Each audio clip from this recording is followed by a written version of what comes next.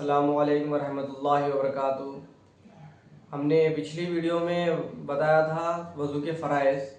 इंशाअल्लाह आज की वीडियो में बताएंगे वज़ू का पूरा तरीक़ा। हम बताना चाहते हैं, लास्ट टाइम पे जो वीडियो बनाए थे कुछ लोगों ने सवाल किया वज़ू के फ़राइज़ बताए, पूरा तरीक़ा नहीं है बल्कि, इसीलिए आज हम लोग बना रहे हैं वज़ू का पूरा तरीक़े पे वीडियो बना रहे हैं। और पूरा तरीक़ा हमारे मौलाना मोहम्मद अब्दुल रशीद साहब बताएंगे आप लोगों को। आप लोग तवज्जो देखिए, पूरी वीडियो सुनिए और पसंद आए तो लाइक कीजिए, शेयर करिए, सब्सक्राइब कीजिए, बेल आइकन को दबाइए।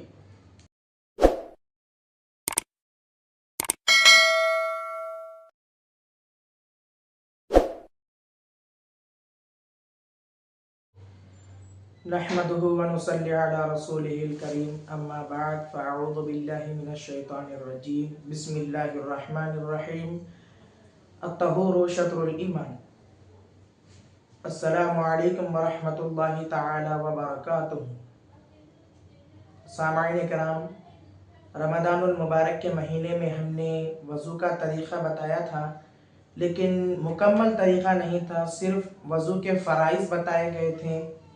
लेकिन इंशाअल्लाह तबारक व तआला आज की इस वीडियो में आपको वज़ू का मुकम्मल तरीक़ा बतलाया जाएगा। वज़ू में सुन्नत क्या है, वज़ू में फ़र्ज़ कितने हैं, ये तो आप जान चुके हैं अल्हम्दुलिल्लाह। और कई लोगों को इस वीडियो से फ़ायदा भी हुआ और कई ने सवालात ये किए थे कि वज़ू का मुकम्मल तरीक़ा नहीं है। तो सबसे पहले फ़राइज़ का जानना बहुत अहम और लाजिम था, इस वजह से पहले सिर्फ फ़राइज़ बतलाए गए थे। अल्हम्दुलिल्लाह अब मसरूफियात से खाली हैं, इसकी वजह से आज इस वीडियो में मुकम्मल वज़ू का तरीक़ा बतलाएंगे। अब देखिए, वज़ू में सबसे पहला काम क्या है, नियत करना शर्त है। वज़ू में नियत जो भी हम नियत कर सकें, नियत कैसे करना, ऐ अल्लाह मैं पाक होने के लिए, यानी मैं वज़ू कर रहा हूँ, बस ये नियत आपके लिए काफ़ी है। लेकिन ये नियत क़िबला रुख होकर करना चाहिए।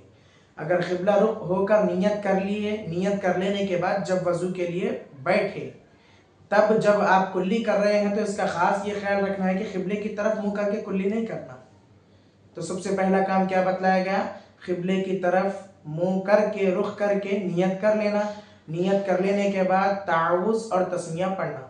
अगर कोई तस्मिया भी पढ़ लेगा तो काफ़ी है, जैसे कि बिस्मिल्लाहिर्रहमानिर्रहीम, शुरू अल्लाह के नाम से जो निहायत रहम व करम वाला है।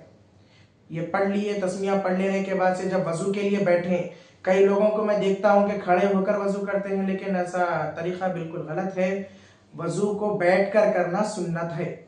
नबी करीम सल्लल्लाहु अलैहि वसल्लम की प्यारी सुन्नत ये रही है कि आप बैठकर वज़ू फरमाया करते थे। तो सबसे पहला काम क्या है, नियत करना। नियत कर लेने के बाद से जब पानी, जैसे किसी के घर में नल है या कोई बकेट से, मग से वज़ू करते हैं, तो सबसे पहला काम क्या करने का है, ये दोनों हाथों को अच्छे से धो लेना है। अब हाथों को कैसे धोना, ये उंगलियों को खलाल करते हुए धोना, ये सुन्नती तरीक़ा है। सबसे पहले हाथों को कलाइयों तक धो लेना है, और जब पानी बहा रहे हैं हाथों पर तो उंगलियों का खलाल कर कर धोना लाजिम है, ज़रूरी है। अब जैसे कि मेरे हाथ में आप अंगूठी देख रहे हैं, लेकिन मेरी अंगूठी आसानी से उतर रही है, लेकिन किसी के हाथ में क्या होता है कि अंगूठी एकदम तंग हो जाती है, टाइट हो जाती है। तो इसका तरीक़ा क्या बतलाया गया, पानी में हाथ को रख दें, रख कर ऐसा अंगूठी को गोल फिराते हुए जाएं, ताकि अंगूठी के अंदर जो नजासत लगी हुई हो, जो गंदगी हो, जिससे पसीना वगैरह जमता है, वो गोल फिराने की वजह से साफ हो जाए। अगर किसी की अंगूठी निकल रही हो तो बहुत अच्छी बात है। अगर तंग हो, अंगूठी निकलना दुश्वार हो, मुश्किल हो, तो सिर्फ अंगूठी को गोल फिरा देना काफ़ी है। चलिए, हम ये सीख लिए कि हाथों को सबसे पहले धोना है और उंगलियों का खलाल करते हुए, खलाल करना यानी उंगलियों के दरमियान उंगलियों को फंसा करके रगड़ना चाहिए। ऐसा रगड़ने से फिर उंगलियों के दरमियान जो नजासत होती है वो नजासत साफ हो जाएगी, पाक हो जाएगा। फिर इसके बाद क्या करना है, दूसरा तरीका ये है कि हाथ में, सीधे हाथ में, दाएं हाथ में पानी लेकर 3 मरतबा कुल्ली करना।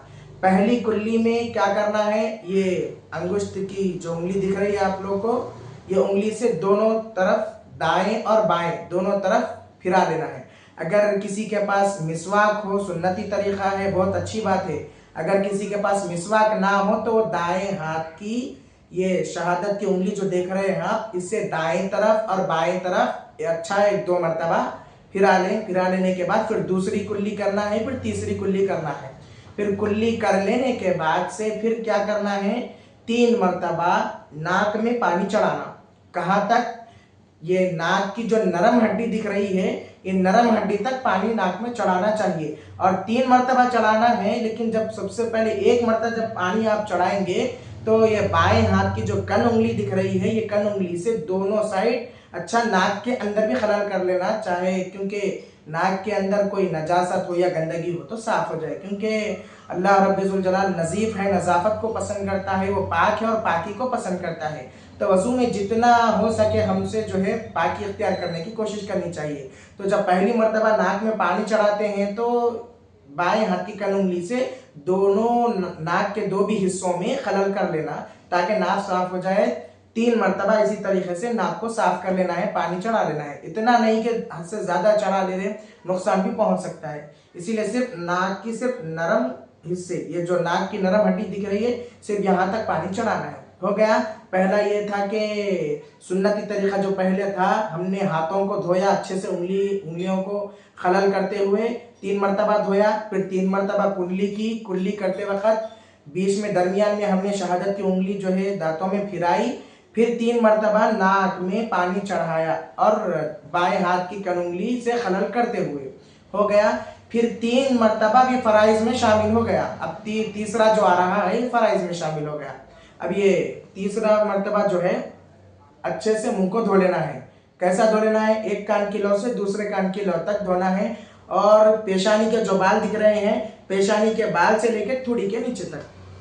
अगर कोई नौजवान बालिग हजरात है जैसे मेरी तरह दाढ़ी है, तो उनको मुंह धोते वक्त चाहिए कि दाढ़ी का अच्छे से खलल कर ले। खलल करने से मुराद है अच्छे से रगड़ लेना। दाढ़ी के अंदर उंगलियों को डालकर उंगलियों को फिराना चाहिए ताकि दाढ़ी का खलल हो जाए और दाढ़ी के अंदर जो नजासत लगी हुई हो वह साफ हो जाए। हमने मुंह धो लिया 3 मरतबा, एक कान की लौ से दूसरे कान की लौ तक है, फिर पेशानी के बाल से लेकर थोड़ी के नीचे तक हमने 3 मरतबा मुंह को धो लिया। मुंह धो लेने के बाद क्या करने का है? फिर ये जो हाथ देख रहे हैं, हाथ की कलाई, ये कलाई से लेके कहनिया तक, ये जो कहनिया देख रहे हैं आप दोनों हाथों की, दोनों हाथों को भी बिल्कुल 3-3 दफा कलाई से लेकर कहनिया तक धोना है। कहनिया तक धो लेने के बाद, दोनों हाथों को धो लेने के बाद फिर रह गया चौथाई सर का मसा। ये फराइज में बतलाया गया था, फिर भी एक मरतबा रिवीजन के तौर पर मैं आपको बता दूंगा। अब देखिए, कई लोग चौथाई सर का मसा तो करते हैं, लेकिन कई लोगों को मैं मसाजिद में देखता हूँ, कई लोग यहाँ लबों से चूमते हुए, आंखों को लगाते हुए मसा करते, लेकिन ये तो मुंह का हिस्सा है। जब मुंह को पाक कर दिया गया, मुंह को धो दिया गया, तो ये तरीका बिल्कुल गलत है। तो असल चौथाई सर का मसा कैसा करना है मैं आपको बताऊंगा। अब देखिए, ये मेरे दोनों हाथ आपको दिख रहे हैं। दोनों हाथों में से सिर्फ ये हाथ के 3 उंगली और ये हाथ के 3 उंगली, शहादत की उंगली को दूर कर देंगे और अंगूठे को भी दूर कर देंगे। ये हाथ के 3 उंगली को ऐसे चिपका लेना है, ये हाथ के 3 उंगली को, दोनों हाथों के 3-3 उंगलियों को चिपका लेना है। फिर जब पानी में हाथों को भिगाएंगे तो यहां से शुरू करना नहीं है। पेशानी के जो बाल दिख रहे हैं यहाँ पर, ये हाथ के 3 उंगली और ये हाथ के 3 उंगली पेशानी के बाल पर रखते हुए पीछे की तरफ ले जाएं। जब पीछे की तरफ ले जाएंगे गर्दन तक, तो इसका 3 उंगलियों का काम खत्म हो गया। तो अब रहा ये हथेली, दोनों हाथों की हथेलियां 3 उंगलियों से पीछे ले लिए। पीछे ले लेने के बाद से जो हथेलियां बच गए हमारे, वो हमारे कनपट्टियों तक लाना है। 3 उंगलियों का भी काम हो गया और ये दोनों हथेलियों का भी काम हो गया। अब रह गए शहादत की उंगली और अंगूठा। तो शहादत की उंगली को क्या करना है? कान के अंदर फिराना है। अच्छे से कान के अंदर फिराने के बाद शहादत की उंगली का भी काम खत्म हो गया। अब बचे 2 अंगूठे। अब दोनों अंगूठों को कान के पीछे से फिरा लेना है। कान के पीछे से फिरा लेने के बाद ये 5 उंगलियों का भी काम होगा, ये 5 उंगलियों का भी काम हो गया। अब रह गया क्या? हाथों का पीछा वाला हिस्सा। दोनों हाथों के जो पीछे वाले हिस्से हैं ये अभी बाकी रह गए। तो इनका काम, इसे किस तरीके से इस्तेमाल में लेना है? इसे गर्दन के पीछे से होते हुए गले के नीचे, ये थोड़ी जो दिख रही है यहाँ तक, ये दोनों हिस्सों को फिरा लेना है। फिरा लेने के बाद अब इसमें दरमियानी दुआ भी होती है।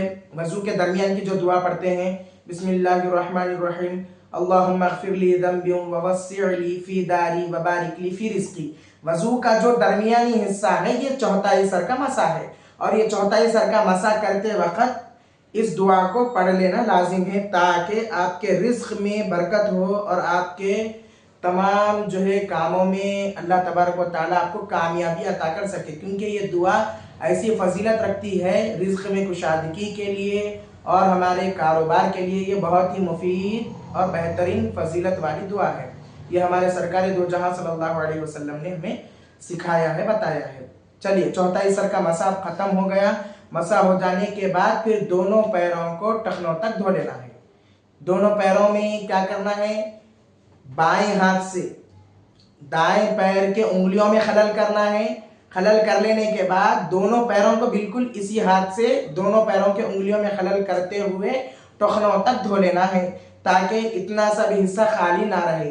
कई लोग सिर्फ पैरों पे पानी मारते और चले जाते, लेकिन इससे बिल्कुल वजू नहीं होता, क्योंकि ये जो पैरों के उंगलियां हैं, उंगलियों के अंदर जो नजासत हो सकती है, जो मैल या मट्टी गरद वगैरह जो जाकर जम जाती है, क्योंकि इनका भी साफ करना जरूरी है, क्योंकि ये भी नजासत है, गलीजा है, गंदगी है। अगर इनको खलल करते हुए साफ कर लेंगे तो हमारा मुकम्मल सही, बिल्कुल सही तरीके से वजू मुकम्मल हो जाएगा। तो जैसा कि मैंने बताया, बिल्कुल इसी तरीके से आपको वजू करना है। अगर किसी हजरात को समझ में नहीं आया तो कमेंट में बोल सकते हैं, कमेंट में सवाल कर सकते हैं, या कोई चीज़ मुझसे छूट रही है इस वजू के तरीके में, तो आप हजरात से गुजारिश करता हूं कि वो बिल्कुल बेझिझक जो है सवाल कर सकते हैं। मैं आप तमाम हजरात से गुजारिश करता हूं कि बिल्कुल जो मैंने वजू का तरीका बताया, बिल्कुल इसी तरीके से सही से वजू करें। हमारे अब्दुल कादिर साहब की ये ख्वाहिश है कि हम उम्मत मुस्लिमा में ये तरीक़े सिखाएं, क्योंकि कई लोगों को जो है बड़ी बड़ी फजीलतें पता है और कई वाक़े सुने हैं, लेकिन हमारे अब्दुल कादिर साहब चाहते हैं कि कई लोग ऐसे हैं जिनको गुस्ल का तरीक़ा भी नहीं मालूम, वज़ू का तरीक़ा भी नहीं मालूम। क्योंकि हम रोज़ाना मसाजिद में देखते हैं कई लोग तो तरीक़ा सीख चुके, कई लोग जो है ऐसे कर ले रहे, आ जा रहे, लेकिन ऐसा बिल्कुल नहीं चल सकता, क्योंकि शरीयत में पाकी की बहुत पाबंदी है, क्योंकि पाकी आधा ईमान बतलाया गया।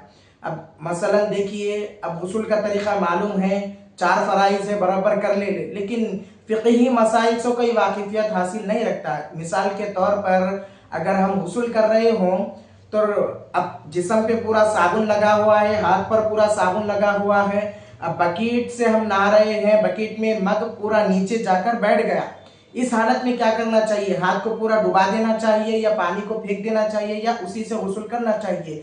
ये फ़िक़ही मसाइल से हम सब अनजान हैं, इसीलिए हमारे अब्दुल कादिर साहब चाहते हैं कि ये जो छोटे छोटे मसाइल है ये आप तक पहुँचाएँ। इंशाअल्लाह तबारक व तआला ये गुस्ल के जो फ़राइज़ मैंने बताए हैं, अल्हम्दुलिल्लाह ये वज़ू के फ़राइज़ का मुकम्मल तरीक़ा आप लोग सीख चुके हैं। इसके बाद इसके फ़िक़ही मसाइल पर बात होगी, इंशाअल्लाह गुस्ल का तरीक़ा भी अगली वीडियो में आपको बतलाया जाएगा। आप तमाम हजरात से गुजारिश ये करता हूँ कि जो हजरात सब्सक्राइब नहीं करे हैं वो सब्सक्राइब कर लें, ताकि आने वाली वीडियो आप तक पहुँच सके। वमा अलैना इल्लल बलाग।